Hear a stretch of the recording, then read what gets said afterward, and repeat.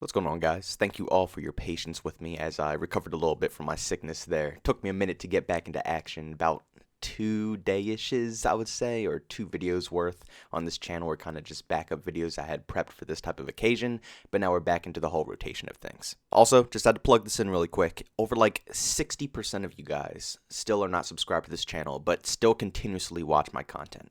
If you do enjoy what you see here, don't forget, go ahead and subscribe. It will help you get notified with all of my recent uploads without having to randomly trust the YouTube homepage to put me on there for you. Alright, so I don't completely think this is all facts. It's just something that I was thinking about in my spare time while I was sitting down doing absolutely nothing.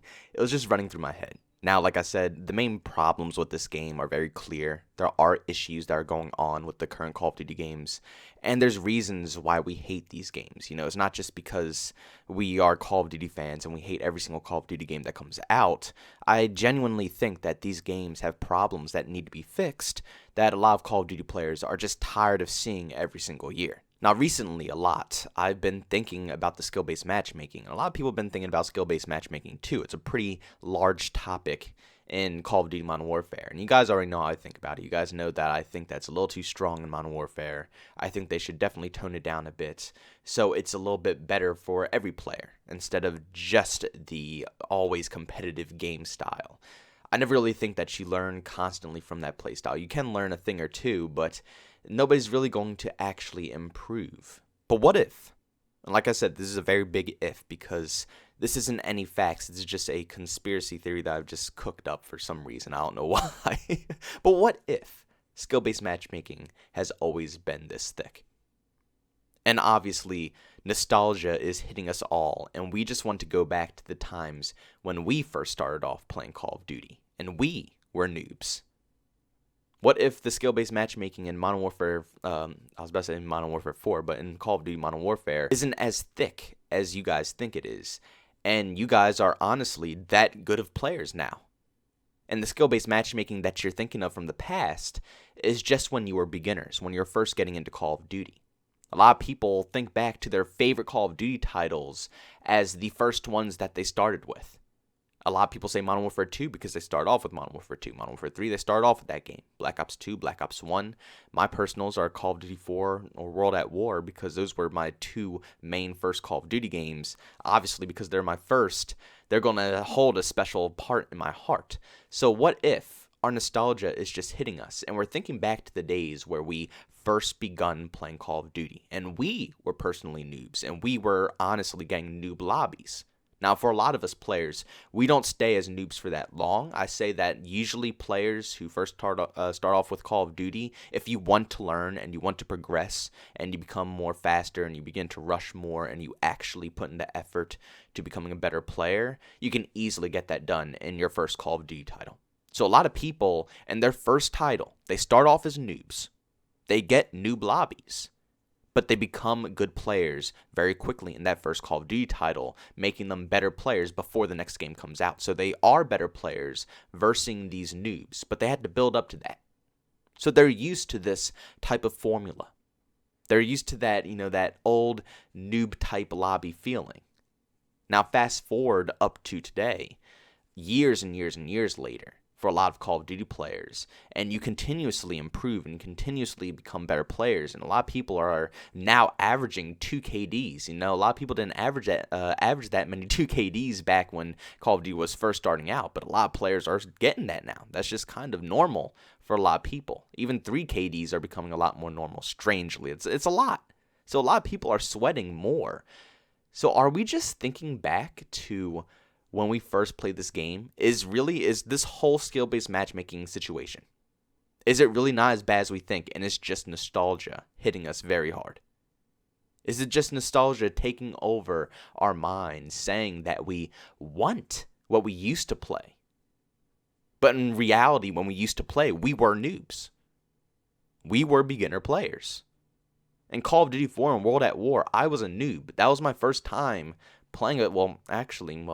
Yeah, Call of Duty 4 was my first, but I didn't play it that frequently because, like I said, I never personally owned it. I went to this place that actually allowed you to pay for time to play on their PCs and stuff like that. That's what I did for COD 4, but when World at War dropped, I did own that. But for both of those games, they stayed very close to my heart, and I was a noob in those games, and I got noob lobbies. Now that I think back to it, yeah, I was pretty newbie. You know, if a try-hard pub stomper came into my lobby, they would be in heaven versing me. And that's what I'm kind of craving now in Call of Duty Modern Warfare. I'm craving those same lobbies that I used to play. But now I personally am a better player, so it's hard to gain those lobbies. And I know this might all be very hard to follow, and it might be a little confusing to a lot of people, but there's this feeling when you start dominating people in Call of Duty. And once you get that feeling, you will always remember it. No matter how many years down the road, you will always remember the feeling of completely stomping out lobbies, going on massive streaks. It feels good in Call of Duty. It's like it's an addiction. It's what brings people back every single year. It's the main reason why this company, Activision, can afford to make a video game like this every single year, because people are addicted to the cycle. It's a feeling you get when you go off in Call of Duty matches that feels amazing. And obviously, in your first Call of Duty game you ever play, the first game, that's what hooks you. If you are a noob, if you're a brand new player, and you're trying to become better, and the first time you ever pop off, the first time you ever get all streaks, it feels amazing.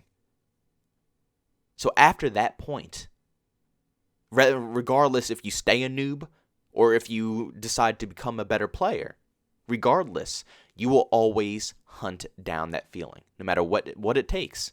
Whether you have to camp the whole match or run and gun the whole match or whatever you have to do, you will try to hunt down that feeling. But after your first Call of Duty title, after you go from a noob to a better player, you don't just randomly become a noob in the next Call of Duty game. Call of Duty easily translates kind of over to the next game, not including Modern Warfare. Modern Warfare, this one you're watching right here, is kind of a struggle for a lot of players to get into the flow of.